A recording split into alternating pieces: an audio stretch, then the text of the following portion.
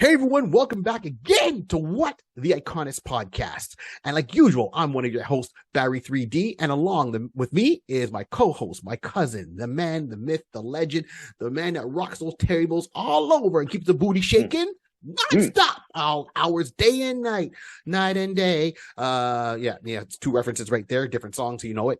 Who am I talking about? The one and only? Rodsy, DJ Rodsy. What's up, people? Welcome to another edition of Iconist. The icon is, I'm not going to tell you just yet. Not just yet. Not just yet. We never tease you like a remix. Oh. Tease you. I'm out. Last night a DJ saved my life. Here's a bill for saving your life. Thank you very much. That's right. Saved mine a couple of times. So let me tell you right now. So first and foremost, you know this is the Iconist Podcast. Thank you everyone for tuning in. Please like, subscribe, and share. Don't let the show be a secret.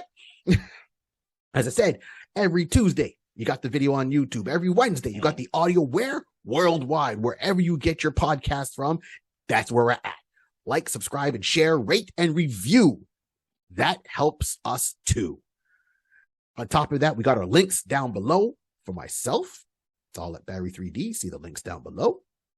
For Rod, DJ Rod C, links down below. Hit us up on social media. Tell us your opinions. We'd like to get back to you. Interact. That's where we act. Gotta act. Okay, sorry. So, we got to do that for the man who makes us look so pretty too. The one, the only, Jason Reese, a.k.a. Jaybird Digital. Jaybird Digital. That's who we're talking about. If you need any kind of work done for templates, posters, or anything for advertising, or even just for your own personal amusement, reach out to our boy, Jaybird Digital Arts. You can't go wrong. You mentioned the Iconist Podcast. He will give you a discount. You're not sure what his work looks like? Look at our screen. You're not sure what the work looks like? Look at our logo. You're not sure what his work looks like? Look at my hoodie. Look at all this stuff has been designed by Jaybird, with the exception of the Gorilla Comedy one that's over here, which is done by our boy, Augustus Studios, our guy Kev. Ooh. We know you're listening. We know you're watching. Thank you, sir. Remember, we're not the only podcast out there, so you can watch us or listen to us, and then, of course, support others, because, let's be real, there's not much on TV but reruns. Reruns and reboots. Oh, my goodness. But anyways, that's another conversation for another day. Right. Now, as Rod was saying, on Iconist, the icon is the legend of Isis, the mighty Isis. Let's get this clear right now, though. We're talking about the superhero, and that's who we're talking about. So if YouTube algorithm is listening, we're talking about the superhero, the Heron. Okay. All right. Filmation. Okay, we good? All right, let's move on. Just got to get that straight. People are like, wait a minute. No. We covering ourselves, We covering ourselves because we want to talk about this person. It's not, she was named before. Okay, right? No. Okay, we good. We got that out the way. That's our disclaimer. We keeping it as we keep it on Iconist. Fun, exciting, and PG. PG all the way. Yeah, I guess. You want to see the non-PG stuff? See me in the club. Yeah, depending on the show. Right on. Right on. So we're gonna refer to our, Filmation. Years ago, you don't know Filmation. They've done a lot of stuff in the studio, right? So, and Lou Schweimer, he's done a lot of stuff and put stuff together. And what was cool about that animation studio, it was an animation studio first and foremost, but they were the only animation studio that also did live action. Facts. Smart cookies. Right. I work in both aspects. I'm just using up the material that I have. Live and anime and live. Let's do it, people. Get that money. Right. They gave you a well-rounded thing on a Saturday morning. Saturday morning was all about them, So if you're watching stuff like, as I said, the Shazam back in the 70s. Right? I was trying to get the tune up. Filmation. Right? Yes, exactly. So, you had Shazam. We had, the Super 7, Freedom Force, Freedom Force, the Sentinels, which we've done on an earlier episode. So all that. if you remember the show Arc 2, Jason of Star Command, Space Academy, these shows tied in with ISIS in a sense that it was part of that same studio, live action. But this character stands out even more than all the other ones. And I know a lot of people are going to think, and everyone has their own opinions, and we're not discrediting what was done before. It's just today, it's all about ISIS. This is who we talk about. It's all about her. Now let's break in some facts here. So she came on board and she made her first appearance in 1976. Right?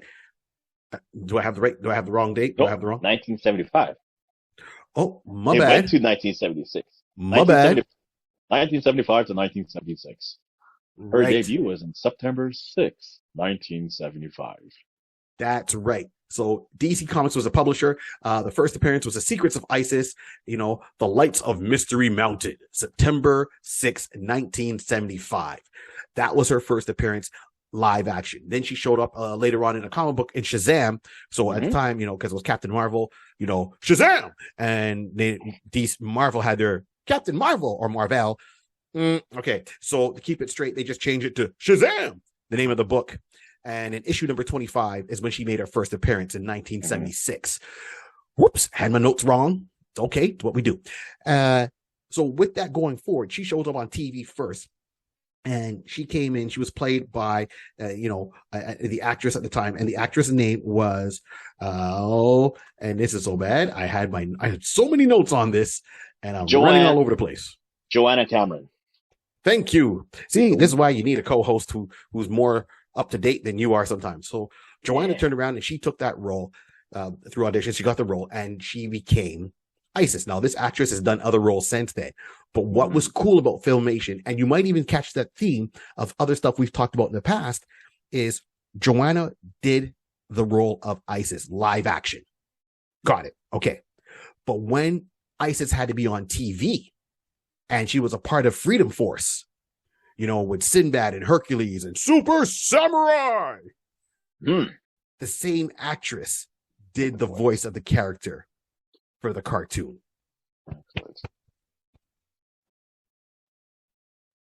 This is stuff I've said before. If you have an actress doing the voice, and they can do the live action, let them do it. Tie it all together. This is the beauty of it. This is why when you look at the actor who plays Constantine on DC Legends of Tomorrow, and then you look at Justice League Dark, the animated movie, same actor did it. And I'm like, that is smart marketing. So Filmation back in 1975, ahead of the curve. Thank you. Now let's keep in mind that date of 1975. So ISIS showed up before. She showed up before. It's good. Let's go. Bionic Woman. Wonder Woman. She really opened the door before they had live action versions of the Bionic Woman and Wonder Woman. She was first.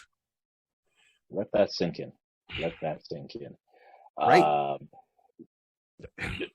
No. Listen, yeah, she definitely she was predated. She predated. And when you watch it and you see the clips and you see the show, you will see the remnants and the similarities of Bionic Woman and Wonder Woman, and especially Wonder Woman. I will just say this for a point: when you watch a show and you listen to the show, some of the theme on it, I literally many times I was watching and I'm listening. I'm like, ooh, this is very similar in the same range, sounding like Wonder Woman. And this, I saw it before I actually started doing the research, and that's when I saw it came before Wonder Woman. My head's like, oh, that's interesting. I didn't go to dig in to see if it was the same person who orchestrated the theme song for both. Right. If it might have been similar, might have, might not. I'll have to double check on that, definitely. But at least the good thing about it, it's preset Wonder Woman, and you can see the similarities. When you watch a show, you will see the day and age that is in. You can see like, okay, it's very similar. Absolutely. With Wonder Woman came in. I mean, she was a big name character. She came out board, right? Bionic Woman, okay, she was coming off as a franchise, a spin-off kind of thing from the Bionic Man. Okay, great. ISIS, her claim to fame was she was a new character altogether, and she had very similar history as Captain Marvel / Shazam, Billy Batson, based a lot really in the Egyptian lore. Right. So this was what was interesting, is that she wasn't really a spin-off. There wasn't no character of Ra and then it's Isis, or Osiris and then it's Isis. It was just really Isis. And because when Billy Batson came on, that Shazam character live action, they kind of tied him into the gods, because each letter represents one of the gods that bestow his power onto Billy Batson to become Captain Marvel. Hers was really Egyptian lore. So pretty much she was a high school teacher, and she goes during one of her summer breaks on an archaeological dig to help, uncover and document some things and they found in a pyramid at one of the digs, and she finds a little box and opens it up and sees it's got, a scroll kind of there with the Egyptian writing. And then on top of it has the medallion. Something compels her to put this medallion on. And when she puts it on, then she's able to read the writing on the scroll. She wasn't able to read it before. And then she says, her catchphrase, and I'm not sure, as I am Isis, and get me wrong, because there's so many different ways she goes about it. Right. And she calls out the power and she turns into Isis. And then when the series started, it was part of the Shazam Isis Power Hour. That's how it went. They each had like a half an hour for their show to kind of run and then do it live action. And this is like back in the night. So it's on TV, Filmation Studio. So the special effects are going to be what the special effects were, but we understand what they were doing. I don't want to hear anyone say, oh, the special effects were dated. It was 1975. We're in 2023. Of course they're going to be dated. Don't be that person. Right? We know. Just look at it as it is. You don't expect 3D animation in 1975. Come on now. Come on, son. Come on, son. Right? Just like Ed Lover would say, come on, son. Get the hell out of here with that. Right. Okay. And this is what was so cool. So as the teacher, her name was Andrea Thomas. So that's who Joanna was playing. And in there, she would deal with villains, also try to teach lessons as a high school student, because this was a Saturday morning show during a heavy block cartoon point. So between the cartoons, this show would come on and you watch, Shazam and Isis. And there was a couple of times they crisscrossed in each other's series. So I think 3 times they kind of teamed up and crossed over in each other's series. So even that added some more credibility to it. Like, oh my gosh, it's a team up. Now we freak when we see, the Defenders on Netflix, for example, all those heroes working together. We freaked out when the Avengers all came together. Same thing with Justice League. When you see Superman, Batman, Wonder Woman, Flash, and then you hear the little characters in the background, like Adam, Ray Chow, and you're like, oh, wait a minute, and he's gonna be the new Adam, not Ray Palmer, but the guy who takes over after, right? And same thing with CW when they did the crossover episodes. Fans lost it. But before that, in 1975, that was a crossover. That was outside of Batman and Robin with Burt Ward and Adam West, crossing over the Green Hornet that had, Bruce Lee in it. This was the crossover that, and it wasn't by coincidence. And as fans, you ate it up. That was like, they're showing about each other's show. I'm watching. The house could burn down. You ain't leaving that TV unless the cable go down. Then you run into your friend's house putting out flames. I'm right here. What did I miss? Right? That was the beauty of it. Now, this character has come back multiple times. Live action, cartoon, comics, over the years up to like today, now, 2023. Here we are. Boom. And where is that, Barry? We'll get to that shortly. Right? So, as I said, her roots were in Egyptian mythology. Her name was in The Secrets of Isis, which changed later to The Legend of Isis. She was Andrea Thomas. That was her name. Teacher, right? Got that. Now, she had a lot of stuff going on. So, the show ran for 15 episodes. The Secrets of Isis, and that was produced for the Shazam Isis Hour. That was what it was called. And then the character, they made the crossover, I said, in 3 episodes. And then after that, the show was given the name The Secrets of Isis, and it had its own time slot, and that was in 1977. And that went on for, 7 episodes after that fact. So it was 15 first and then 7 after the new name. Right. Now, during that time, she even got her own comic book and had her own comic book series, which was a spin-off from the Secrets of Isis, the Legends of Isis. So it got her own spin-off comic book, and the property was done by DC Comics. Right. Usually Marvel's one to do all the ones that are movies and all that. DC got this particular property, and they ran it for about 8 issues. And Danny, I think it was Danny O'Neill, that was actually doing the writing for the book. So it ran for 8 issues, and then it stopped, and they never seemed to get past issue 8. So it kind of leaves you on a cliffhanger, and it says, okay, keep watching the TV series. So it gave a little bit more fleshed out feel to it. Mm-hmm. So with that, you get vibes of Wonder Woman, because Wonder Woman, as we see now, is really heavy with, and always has been, with Greek mythology. She's always been tied to that. And it's also like Thor, right? Dr. Donald Blake taps the cane, boom, he's the mighty Thor. Ties into mythology with Norse mythology. So we know that. This was nice that they didn't go with Greek, Roman. They went strictly Egyptian mythology. Yeah. Mm-hmm. And can something with Egyptian mythology work today? Let's just say I got 2 words for you: Moon Knight. The answer is yes. I think it's possible. I think it's possible indeed. Another 2 words. Black. Oh no, Moonlight. I was about to go Black Adam, but that's not. See, but that's a good thing you mentioned Black Adam, right? Because Black Adam purposely done that way. Oh, sorry, did I say it out loud? Oh, sorry. Segue. So Black Adam, the movie's out right now with Dwayne "The Rock" Johnson, Egyptian character. There you go. Okay, they find him, and I'm not spoiling anything from the movie, but you've seen the trailers, how it plays out, and he's dealing with the Justice Society of America. Okay. Right.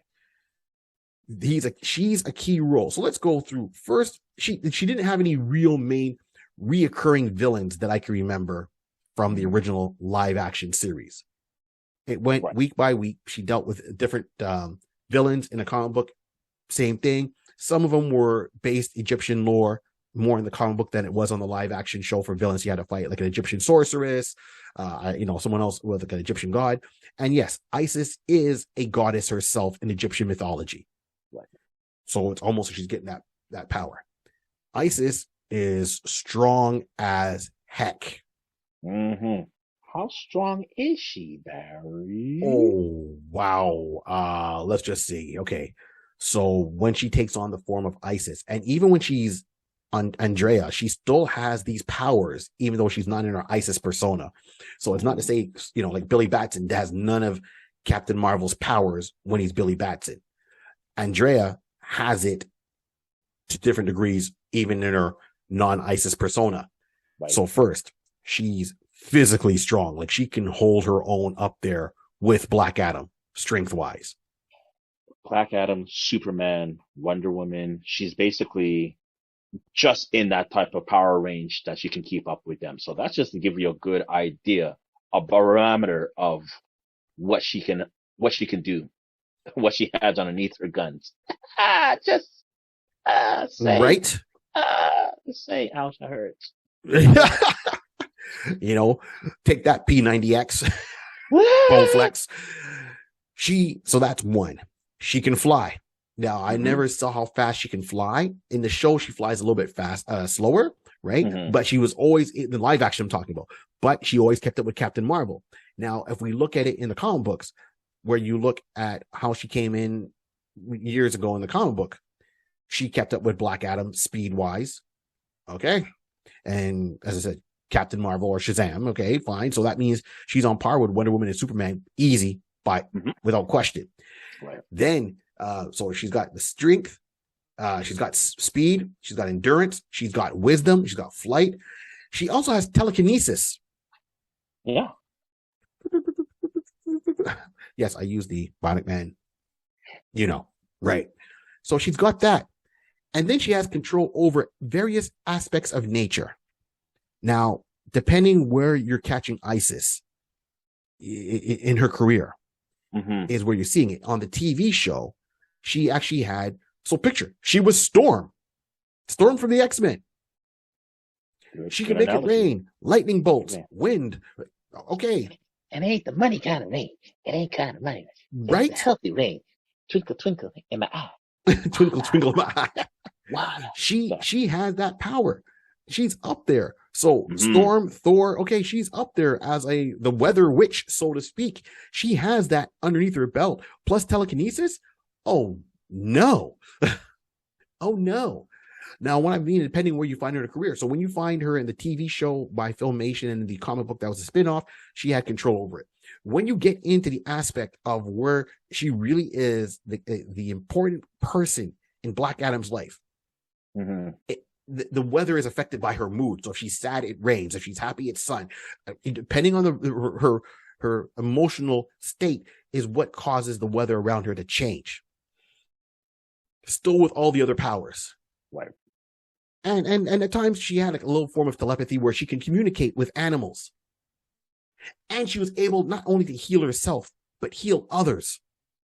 So if someone got damaged, she would kind of like a paladin from Dungeons and Dragons. She would lay hands and cure that person. And I'm talking like severe. Like if you're severely injured, she can cure you. She's a powerhouse. Yeah. She's a powerhouse. Now, as I said, we had the live action, with Filmation. She had her spin-off comic book. Then, and this is why we bring this up, is that in one of the versions of her, if you watch DC Legends of Tomorrow, there you go. One of the actresses, that's what she's playing. She's playing Isis. And the only time you see her in costume is, and I can't remember what season it is, but it's probably season 3. It's, season 3 or 4. It's a Halloween special that they're doing on DC Legends of Tomorrow. Right. And they all have to dress up. And she has the necklace of Isis on. And when she dresses up in the Halloween costume, she puts on the traditional white, like flowing dress with the boots kind of thing as the character, as a callback to the original look of, Joanna back then. Joanna Carmen. Yep. Joanna Carmen's, how she did the character. And I thought that was brilliant. They should have done that more often. Now, Joanna also at the same time, she had to work with a raven. She had a raven that she would communicate with and talk with and work. And the thing is with Filmation, they brought in a real raven. So at times if you look, you'll see that she's there, where Wonder Woman would be sometimes drawn with an eagle on her forearm, holding it up. Right. Before that, Joanna had the raven. Interesting. Right. Now we see the Black Adam movies come out. As I said, no spoilers, but in a comic book, Black Adam has always been portrayed as a villain. He's always been the polar opposite of Shazam. And I'll just say Shazam just to make it simple of that going forward. We all know we're being Captain Marvel, Billy Batson, Shazam. Okay. So he was always seen as that, and that polar opposite as a true villain. And as times progressed, they made him an anti-hero. But then, people love the bad guy. So then how do you make the bad guy how do you sway that barometer from him, from going from still being a bad guy and bring him a little bit more light? Well, then you have what you call in one of the comic books, Black Adam is being Black Adam. Intergang turns around and they bring him $2 million worth of gold and these 2 slaves, a male and a female, to him. And he turned around and he says, "Oh, I don't like how you guys are doing this. I'm going to keep the money. By the way, zap, I killed the Emerseeds from Intergang. You guys can't do this." And the woman saw that and she spoke up against him. And she spoke up saying, "Hey, you can't be doing that." And over time, as conversations went, he liked her character, her bravery, her courage, that this is Black Adam. He could turn around and snap his fingers and she'd be gone. And she didn't take any guff from him at all. That he started really opening his heart and starting kind of connecting that way, and said, "Hey, I like how you are. You remind me. I haven't, since the death of my wife and kid years ago, before I came Black Adam, before I was gone for hundreds of years or centuries, and now back in modern time, I like you." And they started kind of developing a relationship, and she changed his mind frame not to be so harsh, Yep. not to be so brutal. Mm-hmm. He took over as the king of the Kandor? No, it's Koak, Kovac, sorry. something along those lines. I know I'm mispronouncing it, but that in DC they don't use real places; they just make up a name and say here it is. But it's very like Egyptian city, and he took over that whole city and made himself the ruler of that city. And the Suicide Squad tried to go in there and try to get him off the throne, so to speak. And he's like, "Yeah, try me." The Justice League went in there and he's like, "Yeah, try me." So when she was brought over and they were dealing with her, and she got brought in, she talked to him and he turned around and it's like, "Hey man, I bottom line is like, I like this woman. I like what she stands for. I see what she's saying. To be a better ruler, this is what I need to do." And he went back to the crypt, the tomb of his wife and son, his dead wife and dead son. And she had on the necklace, his wife, and she had on the necklace of Isis, right? And he took that necklace and he went to go and see Shazam. Because at the time, Billy Batson Shazam was now the keeper of the Rock of Eternity, right? The wizard Shazam is gone. Billy is taken over in his persona. And he asked him, "Can you bestow the magic on this that I too can turn around and give this to her?" And him seeing the good and the change that was coming about in Adam, he said yes. So he went back, he gave her the necklace, and sure enough, she says, "I am Isis." And then she turned around and changed into that goddess persona of Isis. So where Billy Shazam had, like, for example, Mary Marvel, who was his sister, and he shared the power with the rest of the Marvel family, so to speak. So you had Captain Marvel Jr. and Uncle Dudley had it at one point. And he started doing Black Adam started doing his own thing, and he had Isis. And then I can't remember, they brought back her brother, and he gave him even power. So he was the equivalent of, and it wasn't like Black Adam Jr. or something like that. I can't remember his name right now, but the focus was really on Isis. And that there started that relationship, which caused him to finally join the Justice Society, which caused him to turn around and be more of a good guy, but with some rough edges. So then, he went from being a total villain to a hero, like anti-hero hero. She's important in his journey. See, so there you go. And then even with the cartoons, you had Super 7, and Joanna did the voice for her same character in the Super 7, those cartoons that were going back and forth. So where we've seen her, and I'm talking like Isis herself. Okay, so she had her original series. She had her comic book where she made the appearance in Shazam 25. She came back with Black Adam in that story arc. Then, of course, before that, in Smallville, the actress got, one of the actresses in there got the medallion, and then she turned into Isis. And then, of course, DC Legends of Tomorrow, there's another version of her. So this character has been around so often. Why are we not getting a main thing of this character? When I say a main, one, she can have a book. She was there before Wonder Woman and Bionic Woman, so she can have her own book. She don't need to be piggybacked off anybody else, because power-wise, okay, and she's shown up in a lot of, important storylines within DC. She was part of, like, Blackest Night, that storyline. So this is where she should come in.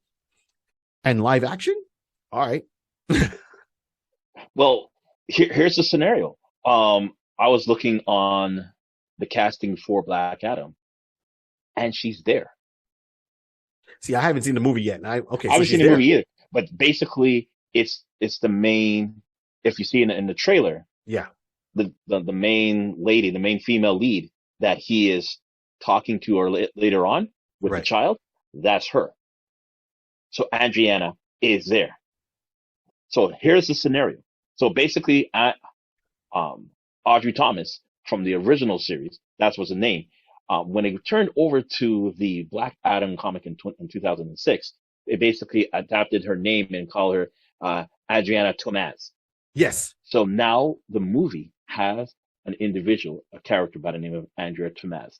And as far as I can tell, that is all we know. Because we're doing this, we are now sewing it together. We're seeing the possibility. We're seeing the possibility of who this character, when, not if, because Dwayne is going to be pulling all the stops, flipping over tables and the rocks Yeah. to get it to an Atom 2. And we may see, unless it's happening in this one. Again, Barry and I both have not seen the movie as yet. So there's no spoilers in a sense, like who knows if she does become Isis at the end of this movie. But if she's here, there's a potential chance that maybe in Black Adam 2, we can have Adriana Tomaz as Isis. Oh yeah, because I'm looking it up right now and I'm seeing it here. It's like, okay, I see the actress. Okay, all right. So they got the actress cast in. All right, okay, all right. I like her look for the character. Yeah, Mm-hmm. she's been around in a sense of what she's done. All right.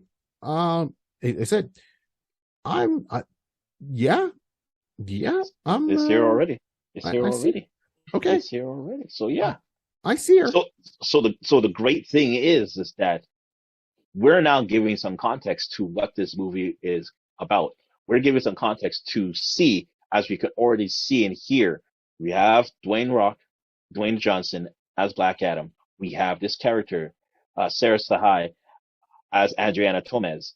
She's in there and she has a son. But now realizing that we've gone through all this, the show makes it seem like it's a son. By default, that's going to be her brother. And that's her brother, as we were just showing down in the 2006 comic version. Her brother, I pulled up the name, is Amon Tomaz, and he's right there. So I'm going to go seeing the trailer, thinking that this was a mother and son connection. It's actually a sister and brother connection. Right. So now we are laying down the foundation for, as you said, having Black Adam, having Adriana as Isis, and Amon. Right, I was looking for what his name turned into, but basically they now will become the Black Marvels. Right. That is basically the premise for the Black Marvels. Yes, and I see the actor here, Bodhi Sambogi. Yep. Okay. I gotta say, all right, Dwayne. They're putting in the work. They're putting in the fan recall. So at least we know, those who know the history will see that they're planting the seeds. We have the seeds here. We can definitely branch off into something. We have the ability to see some new characters developing. If they haven't developed already by the end of the movie, we're definitely seeing the seeds, the plant, to develop in the second one. Oh, absolutely. And this is what it is. I mean, so if they're gonna go this far with it, and I like the actress, so sometimes I'll turn around and I'll have my opinions and I save it to myself because I don't like to be negative. But I do like the actress, and I mean, I know we've got our own picks, but I like the actress that they picked to play her. Looking at the original actress, Joanna, and rest in peace, Joanna. I mean, she passed away, I think, last year. So looking at this back and forth, yeah, okay. Mm-hmm. She used to be a model. Like, okay, all right. I'm more curious. Born in Texas, United States. All right. I'm cool. I'm curious what her roots are. That's what her roots are. Her roots are actually her father. I just had it. Where do we go? Here. So her father her father is Iranian, and her mother is Spanish Iranian. So she does have at least some heritage, exactly. So you can't go wrong, in the sense that they definitely make sure to at least keep the character as close to the cultural aspect of it. They really looks like they definitely try to at least have someone who is from that, who have the looks and the features to say, yes, this person is Isis, coming from Egyptian land, coming from Iran, in that particular area, stuff like that. Forgive me if I'm saying the wrong country along the line, but everybody hopefully understands what I'm trying to say. That's basically looks perfect on what they've done right now. So, Yeah, that's amazing. It So show you, as I said, I didn't know that character was in the movie, and I don't like to do spoilers, but okay, we know Ice is in the movie. If you just do a Google search, you clearly see that Ice is in the movie. You see the character she's playing. We know which version they're going with because it's Andrea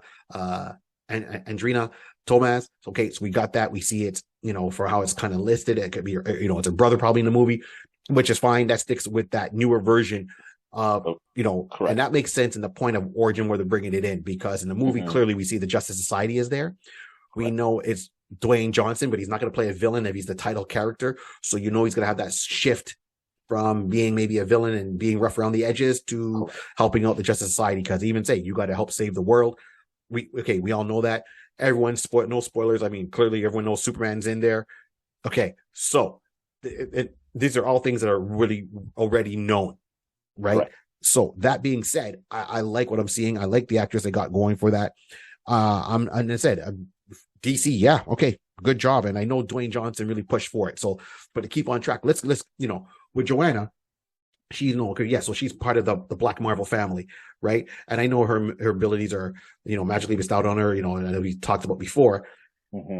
We've talked about the original series. We've talked about the Super 7, and we'll get more into the Super 7 cartoon at another date. Freedom Force. Because they definitely need their own one, just like we did the Sentinels, and we promised we would do it. We got through her first appearance, so this is really cool, man. I'm really excited about it. That they've touched on this character multiple times, and I just think that she needs to come in with her own, give her own movie, or give her her own show. Right now she's coming in through Black Adam. Hopefully they'll spin it off into something serious. And when I say serious, I mean her own thing. That would be awesome. I want to see her stand on her own. That's the main thing for me, and why we did this particular episode. So, Rod, did you ever watch the original show back in the day?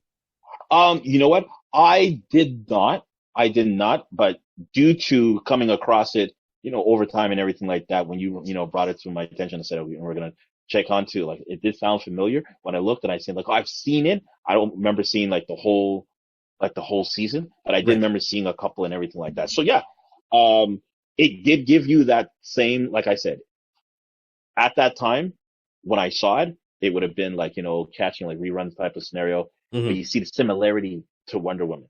Yes. So you can clearly see the similarity. So at that age, I probably maybe just didn't catch what they were to distinguish it properly, but I knew I saw her. I was seeing her, oh yeah, I remember her as a character. I remember, the outfit. I remember her, being able to speak. Listen, let me tell you, this girl was an early day diva, man. This girl had to invoke the power of Isis. My girl had to rhyme. She had bars. Girl had bars. Bars. I needed to know how to play. And my girl was saying a certain particular phrase, right. I'm yo, this girl got bars. I was hilarious. It was hilarious. And I'm thinking, okay, great way that you have to invoke her power. But it was, again, different time. They didn't do that, with a newer version. They didn't start to pull out that particular type of process to do it. But yeah, she had bars. She did. And I like the fact that she was a school teacher, right? And she was a school teacher teaching Egyptian history. So that is what stood out for me. So being a teacher, teaching Egyptian history, that means that's something she studied. So she has an affinity for it. She has a passion for it. She studied it. Yeah. That's what's going to draw her. So her getting the chance during summer break to go over and be in a dig over in Egypt, helping out, that is something that someone's going to look forward to that has that passion behind it.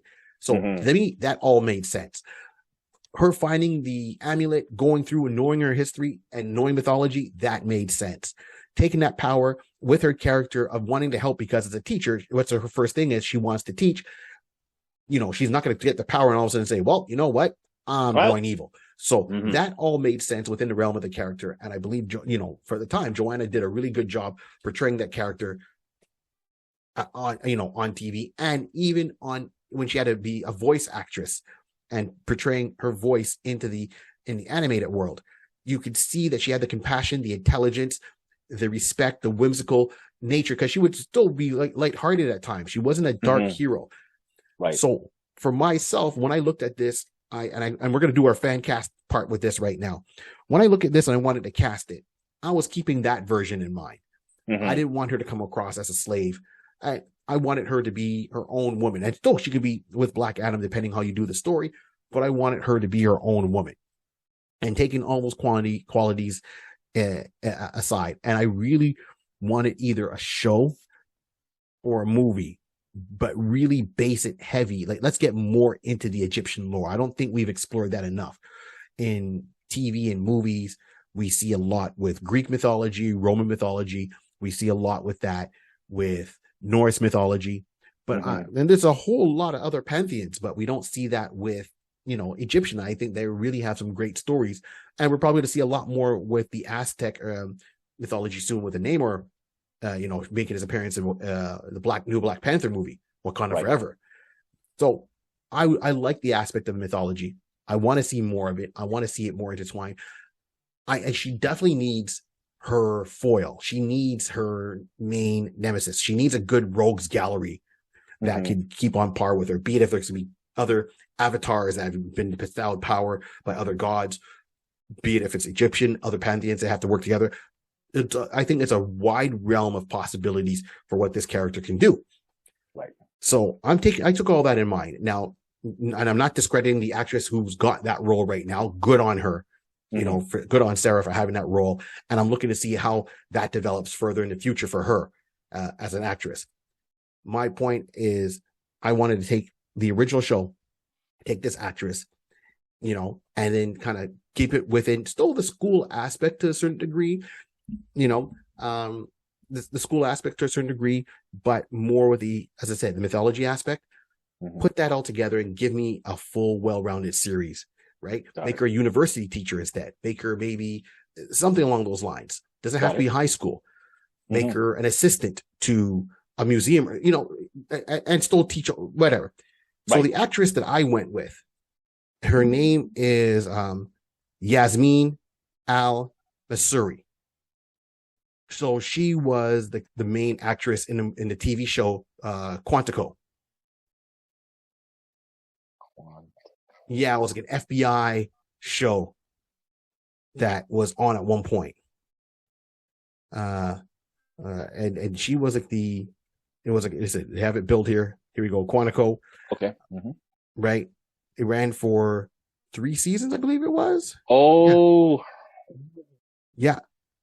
So, this drama executive producers, right? And yeah, the lives of a young FBI recruits who have to come to Quantico base in Virginia for 21 weeks of training to become their special agents.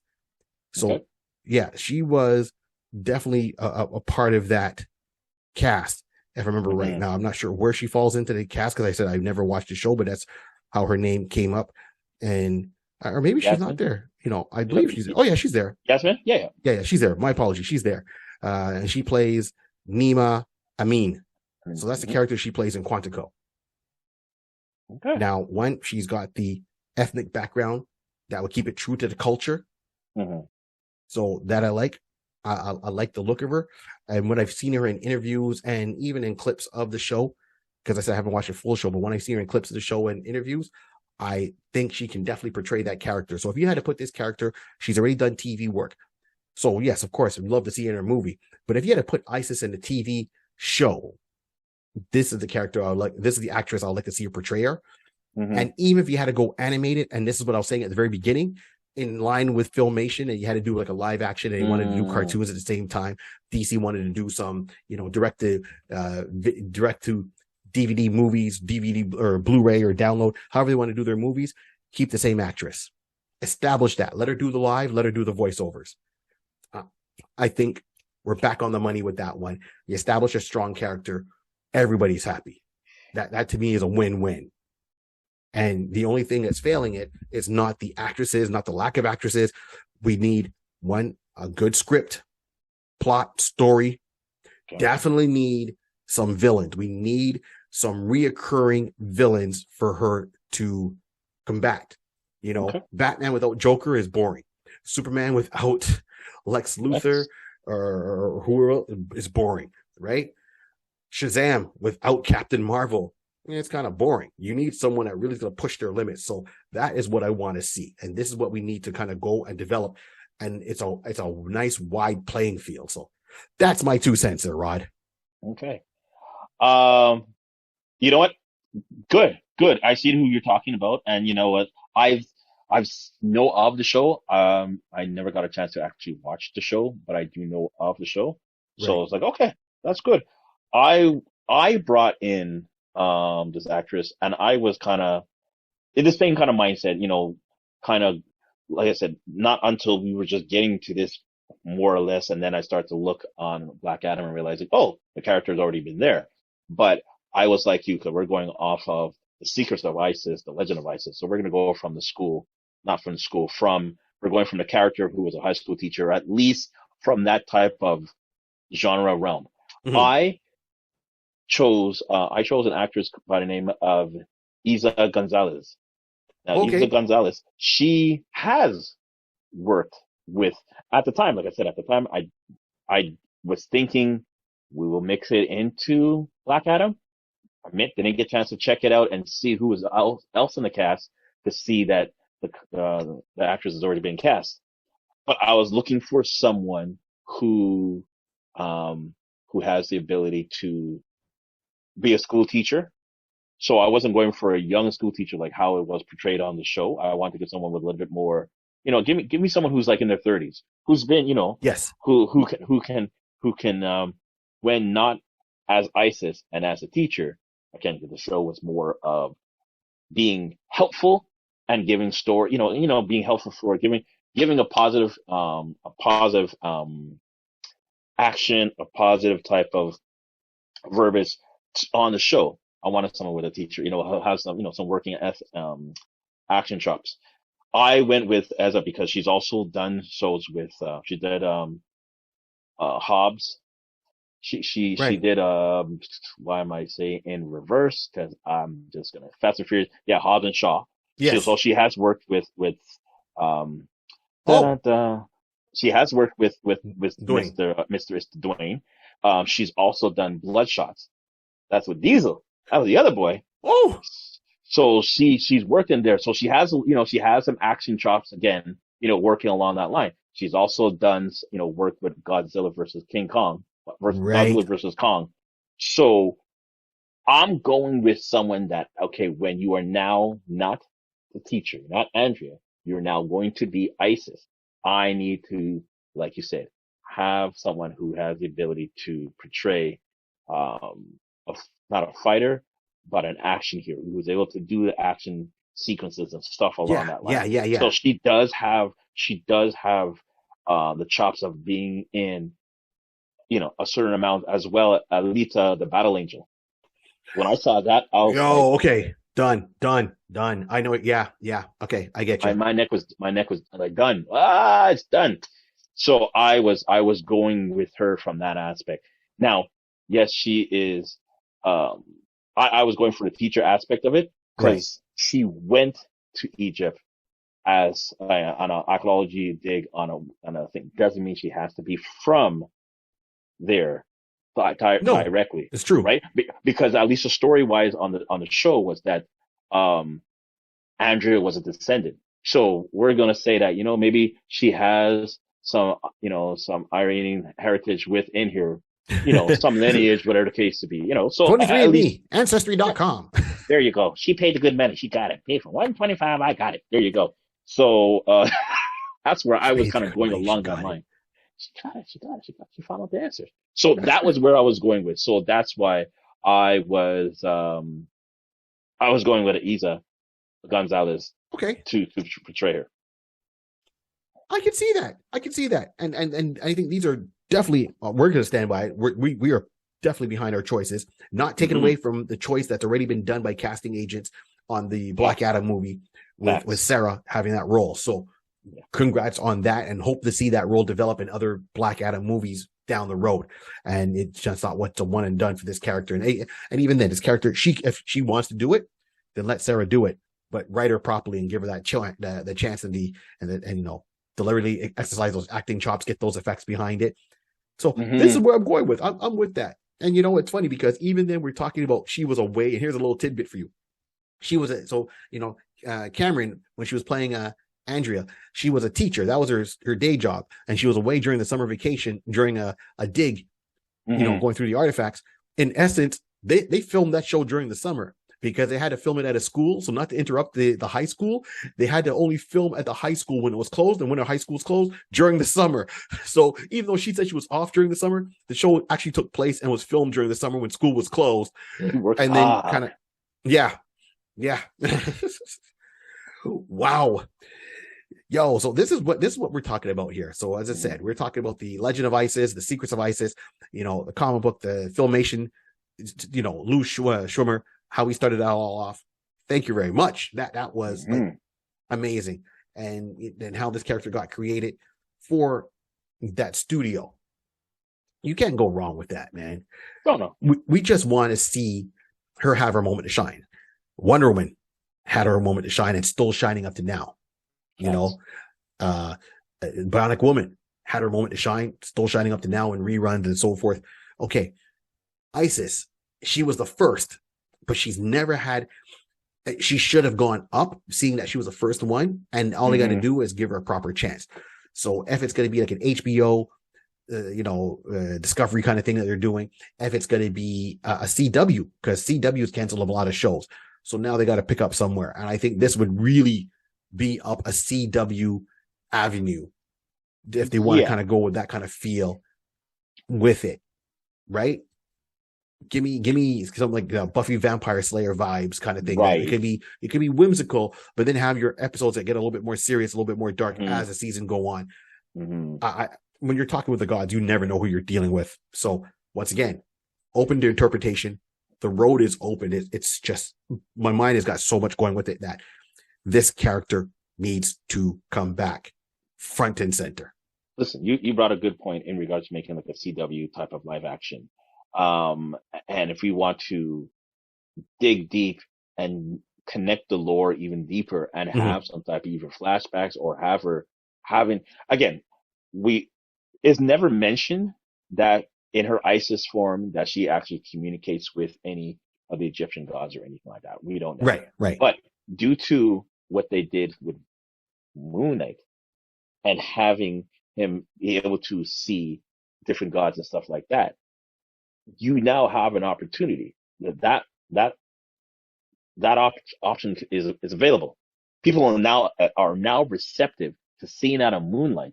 That means you can have these type of characters dig deep into the lore on the DC side. For sure. And there's only one crossover that if they do this, no matter what they do, that needs to happen. Hear me well. Hawkman.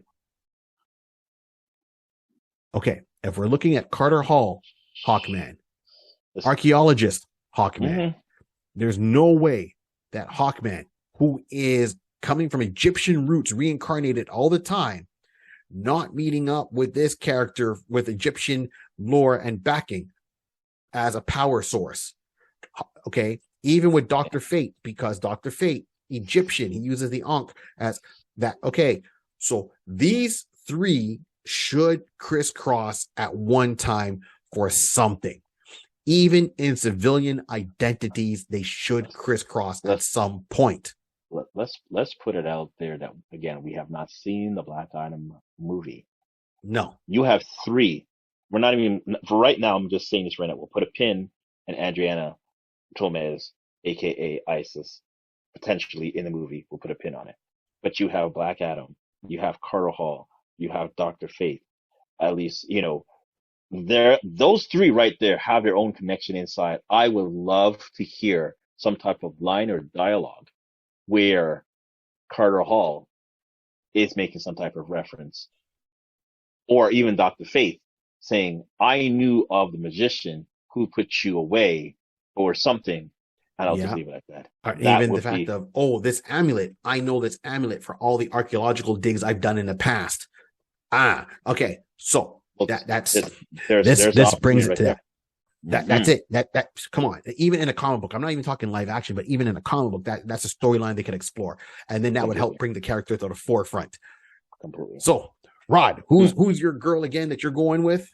So my wonderful girl shall be Isa Gonzalez. Sorry, Isa Gonzalez. Isa Gonzalez. Okay. And I'm going with Yasmin Al Masuri, but the role's already been played by Sarah. So she's got that. Congratulations. And I'm looking forward to watching the Black. I know I'm kind of behind the times, but I'm looking forward to catching up with Black Adam, the movie, and going to see it. So that being said, and of course, rest in peace, Joanna Cameron for playing this role, bringing it to light, and really, she was the one.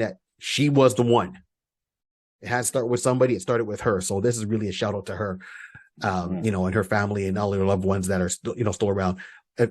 Know that this character is influenced, and we still have nothing but love and admiration for this character. So that being said, this has been the Iconist Podcast. I am Barry 3D. On my side, like usual, Rod C. Let's go.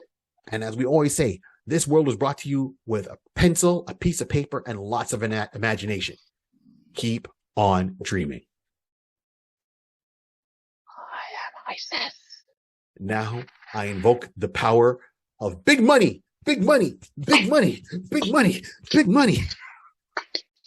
Let it rain, let it rain, let it rain, let it rain. No whammies, no whammies, no whammies. No whammies, no whammy. Big money, big money. No whammies, no whammies. Big money. No whammies. Do you remember that show? Yes. No whammies. Wow. Daddy needs a Bugatti.